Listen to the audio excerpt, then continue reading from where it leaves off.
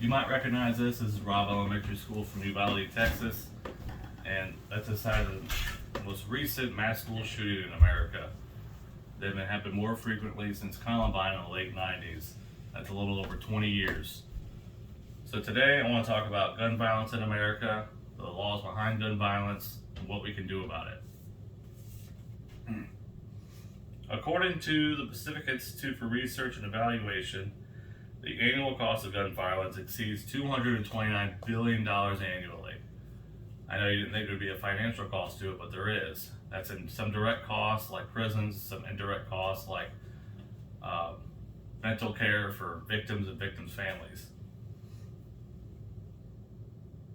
45,222, according to the Pew Research Center, that's the amount of people that died related to gun injuries in 2020. That's just one sad statistic about gun violence in America. But it gets worse even from there. And a little over half of all the suicides in 2020 involved a gun. And so it would logically argue that if you had less guns, maybe you'd have less suicides. And they actually did some research on this. According to the School Injury Control Research Center, states with higher levels of gun ownership had higher rates of suicide. And the inverse was true. The states with lower gun ownership had lower rates of suicide. So there is a gun problem going on. It's not just people. And they actually found out the people who were in these moments of despair and panic, that if they didn't have a gun, 90% of them went on not to actually commit suicide down the road. So we could have a real effect if we get those guns out of people's hands who are having a hard time with life. You shouldn't die just because of one bad moment. Another way gun violence affects America is our schools. Our schools have been affected greatly. One way is that children are taught, we're breaking our social contract with children, telling them that schools are a safe place when they're taught from kindergarten up to senior, high school, that they need to do intruder drills to expect people to come and shoot them at their school. That tells them that school is actually not a safe place. It has some other effects. People who are involved in it, who are actually in a school that has a school shooting happen, where just at least one round goes off, according to the National Bureau of Economic Research, there's a lot of negative effects that happen to them. They have a higher rate of absenteeism. They have a lower rate of high school graduation and college graduation, and they go on to actually make less well into the 20s. So it has a lot of negative effects in school. And lastly, I would say the teachers and the staff have to deal with it ongoing and worry that they're going to be put between a gun and their students one day when they want to go into work. So what can we do to reduce gun violence? We need to start with the Second Amendment. Second Amendment, originally, the intended purpose of the Second Amendment was to form a well-regulated militia because to get the United States to give it a standing army. It didn't have a standing army at the time. So that's one of the reasons they put the Second Amendment in there, so they can fill that role for security for the country. And in recent times, it's been twisted to believe that the Second Amendment justifies all and any gun ownership, which I would argue is not true.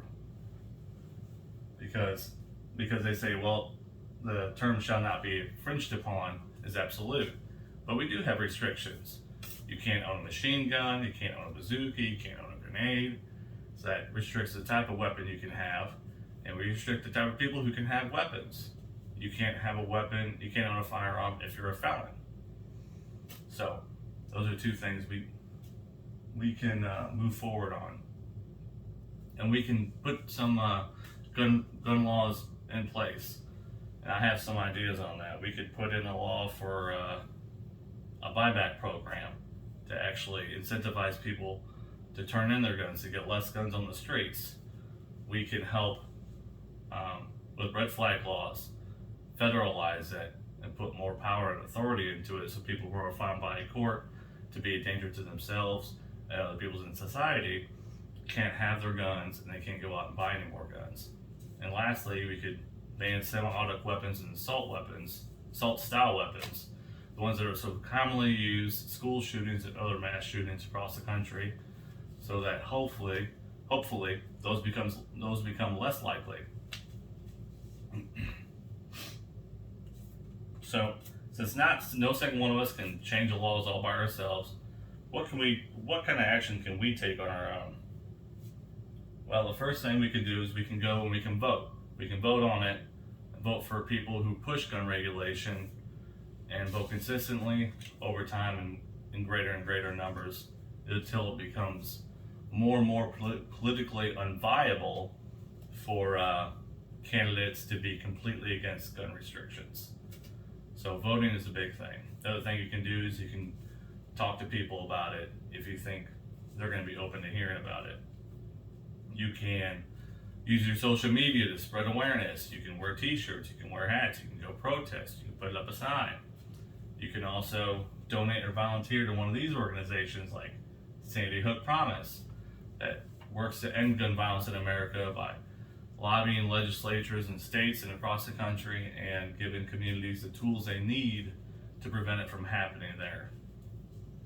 So let's go over what we learned about gun violence today. We learned about what kind of cost it has, the life loss, the suicide life loss, the financial cost, the kind of effects it has on our school system. We learned about the laws behind this gun violence, the Second Amendment, and how that's not as absolute as everybody thinks it is, and maybe some gun restriction laws we can put in place. And we learned about what actions we can take. We can vote, we can use our public voices to push for gun reform, and we can donate or volunteer to organizations that push for gun reform to end gun violence in America. So after today, I hope you realize how important this issue is, and I hope that you take action as soon as you can to help end gun violence in America. Thank you.